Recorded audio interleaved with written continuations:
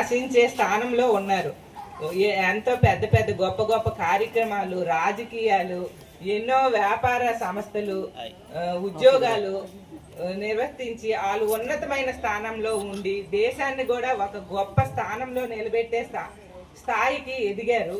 ఒకప్పుడు ఆడపిల్ల పుడితే భయపడే రోజుల నుంచి ఇప్పుడు ఆడపిల్ల లేదు అని బాధపడే రోజు వరకు ఇప్పుడు మనం మహిళలందరూ తీసుకొచ్చారంటే మహిళల యొక్క బలం ఎలాంటిదో మనం చూపించగలుగుతున్నాము.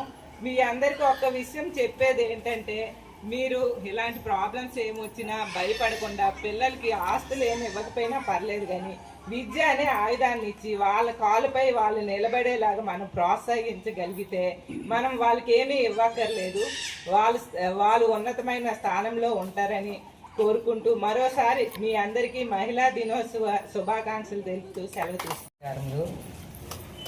ఈరోజు నాకు అతిథిగా పిలవడం నా అదృష్టంగా భావిస్తున్నాను. ఈ లయన్స్ క్లబ్ ద్వారా ఎన్నో, మేడం గారు చెప్పారు, ఎన్నో మంచి మంచి కార్యక్రమాలు ప్రతి సంవత్సరం చేస్తున్నాం డాక్టర్స్కి, టీచర్స్కి అని. అలా ఈసారి కష్టపడి మహిళలు అంటే ఏంటో నిరూపించుకునే వాళ్ళని చిన్న సత్కారం చేయాలని ఉద్దేశంతో ఈ కార్యక్రమము చాలా మంచి కార్యక్రమం చేపట్టారు. మహిళ అంటే ఓన్లీ 3 అక్షరములతో కూడిన పదం కాదు. మహిళ అంటే అంతులేని శ్రమ, అంతులేని ప్రేమ, ఇవన్నీ కలిపి ఈ మహిళ.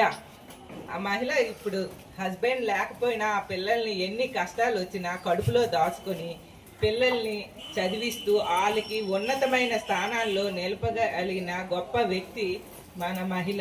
ఇప్పుడు మనం చూస్తున్నాం, మేడం గారు చెప్పారు, అదే తండ్రి ఉంటే ఒకేలా ఉండేది. తల్లి ఉంది కాబట్టి ఎన్ని కష్టాలు వచ్చినా పిల్లల్ని కష్టపడి చదివించి పిల్లల్ని ఉన్నతమైన స్థానంలో తీర్చిదిద్దాలని ఆవిడ ఎన్నో బాధల్ని కడుపులో పెట్టి దాచుకొని కుటుంబానికి పైకి తీసుకొస్తుంది. మనందరికీ తెలుసు, సృష్టికి మూలము తల్లి. తల్లి అంటే మహిళ.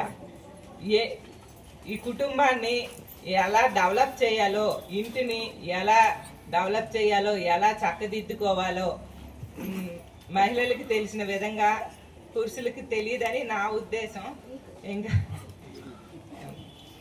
ఇంకా మన సమాజంలోని సరస్వతీదేవి, లక్ష్మీదేవి, దుర్గాదేవులు వీళ్ళందరూ మహిళా స్వరూపులు.